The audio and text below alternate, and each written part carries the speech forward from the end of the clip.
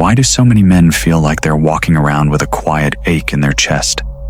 A tension they can't name, a craving they can't confess.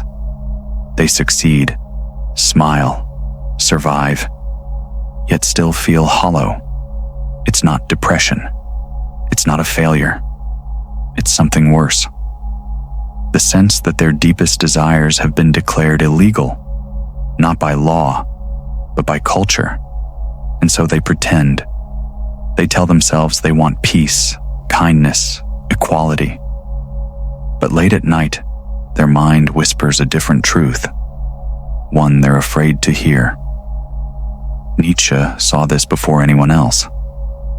He predicted that modern man would be trained to feel guilt for his power, shame for his lust, and fear for his ambition. That one day, desire itself would become a crime, and men would be sentenced to a lifetime of self-denial, dressed up as virtue. But Nietzsche didn't just observe it. He warned you. He left you a message, buried in his furious poetic madness, about the exact nature of your craving, your hunger, your sexual force, your will to rise. But you didn't hear it, because it was too painful. You were taught to seek approval before truth, to shrink your hunger into politeness. You were told that wanting too much was selfish, that masculine strength was dangerous, that to truly love a woman meant to be gentle, not powerful. And so you became confused, torn between the pull of your instinct and the leash of your conditioning. Nietzsche called this the castration of the will, not physical, psychological. Society couldn't destroy the masculine impulse, so it learned to shame it, disguise it, redirect it into sterile, controlled channels. The result? Men who appear calm on the surface, but boil with unexpressed longing beneath. Men who fantasize about dominance, but speak in soft apologies. Men who crave to be seen, truly, viscerally seen, but remain hidden behind the safety of social masks. Nietzsche called this the internal war of the slave morality, a man taught to feel virtuous for suppressing his will. He doesn't pursue power. He condemns it. He doesn't express desire. He intellectualizes it. He turns his inability to conquer into a moral philosophy. But beneath the sermon lies the scream. Nietzsche's message was not to surrender your desire, but to confront it. He believed the modern man must undergo a psychological rebirth, the death of the obedient self, and the rise of what he called the Übermensch, the man who affirms his instincts, transforms his pain into strength, and creates his own values.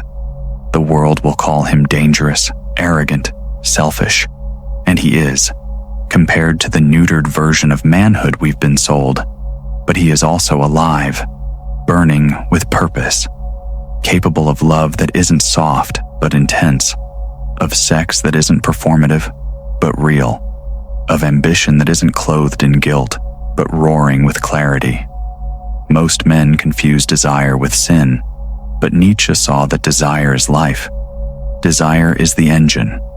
Without it, man becomes docile, depressed, addicted, not because he has too much craving, but because he has no direction for it. The man who cannot express his will turns it inward. He sabotages himself. He becomes passive-aggressive, resentful, cynical. He surrounds himself with ideologies that justify his fear of being powerful, and he begins to despise those who still have the courage to take. Nietzsche's warning wasn't just about society. It was about you. Every time you silence yourself to avoid being too much, every time you edit your truth to be accepted, you deepen the fracture inside. You're not at war with others. You're at war with the man inside you who still wants to win, the man who wants to be dangerous, the man who still hungers. You try to kill him with shame, but he doesn't die. He waits. He waits in your dreams, in your fantasies, in your depression. He's the one Nietzsche was speaking to. He is not the polite version of you. He is not the safe one. He is not the socialized one. He is your core, your original blueprint, the wild, unapologetic force that existed before the rules were written. And the painful truth is, until you face him, you will never feel whole. Because you're not missing love. You're not missing success. You're missing yourself.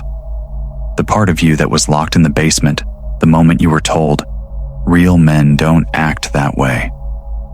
So what now? Nietzsche's message isn't to become reckless or cruel, but to reclaim your truth, to stop apologizing for your desire, to learn how to master it, not suppress it, to become intelligent in your intensity, calculated in your ambition, honest in your hunger. The man who is ashamed of his nature becomes easy to control, but the man who understands his nature becomes impossible to stop. This is what they fear, not your body, not your voice, not your words, but the alignment between your mind and your primal core. The return of a man who does not need permission to exist, who does not need approval to speak, who does not need validation to want. A man who finally heard Nietzsche's message and had the courage to feel its pain, and more than that, the courage to act on it. You were told that being a good man meant being safe, that strength must be restrained, and that your desires are dangerous if spoken too clearly. So you dulled yourself. You became polite. You smiled too much. You said it's okay when it wasn't. You called your anger immaturity, your sexual energy toxic, your ambition selfish. And over time, you began to believe that your silence was wisdom. But it wasn't. It was fear dressed as morality. You weren't evolving. You were censoring yourself into nothingness. Nietzsche's genius was in seeing that this self-denial isn't enlightenment, it's slow suicide. He believed that modern society doesn't kill the soul with brutality. It kills it with comfort, with niceness, with endless talk about equality, safety, and sensitivity. Under the mask of civility, it turns fire into foam. And the man who once walked with a sword in his hand now scrolls through his phone, wondering why he feels like he's dying inside. The truth Nietzsche left is this: you are not here to be accepted. You are here to be true. And that truth will often be offensive, because desire always is. Male desire is not soft. It is not poetic. It is raw. It is primal. It wants to possess. It wants to conquer. It wants to take. And instead of integrating this into a higher awareness, society tells you to amputate it. And so you live half alive, performing, nodding, hiding behind humor, hiding behind philosophy, hiding behind convenience. You call it peace, but it's paralysis. There is no freedom without truth, and no truth without pain. If you are not willing to feel the pain of your buried instincts, to face the fact that you still want power, dominance, respect, sexual intensity, then you will continue to play the quiet role of the tamed man, the nice guy, the spiritual escape artist who uses self-help language to justify his fear of desire. Nietzsche warned that the worst form of corruption is not in violence, but in comfort, because comfort teaches you to smile while your soul dies. Do you want to understand male desire? Stand in front of a mirror, look yourself in the eye, and ask, what do I really want? If no one was watching, judging, or reacting, the answer will scare you. That's good, because now you're close to the truth. Nietzsche never told you to obey your instincts blindly. He told you to face them without flinching, to become dangerous, not reckless, to become powerful, not loud, to become a man who integrates his darkness rather than denying it. The man who denies his sexual and psychological desire becomes anxious, frustrated, addicted, performative, confused. But the man who studies it, who accepts that his lust, his hunger, his ambition, his urge to dominate are not mistakes but data, becomes formidable. He learns to channel it, to rise with it. He speaks from his body, not just his head. His presence sharpens. His words slow down. His eye contact deepens. Women feel it. Men notice it. Power returns, not because he chases it, but because he stopped rejecting it. Nietzsche's real message was this: reclaim your inner animal, then train it until it becomes art. Civilization teaches you to kill the wolf inside. Nietzsche teaches you to let it breathe, but to teach it control.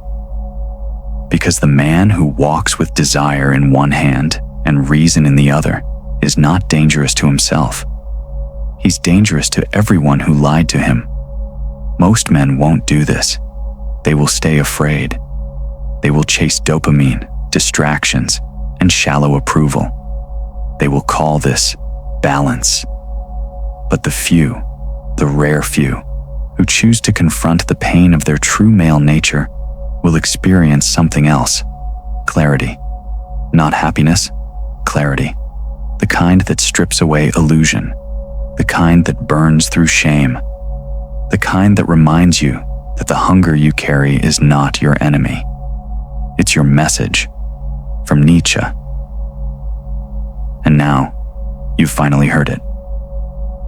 Most men are terrified to admit what they truly want, because once you admit it, you either have to pursue it or live with the shame of running from it.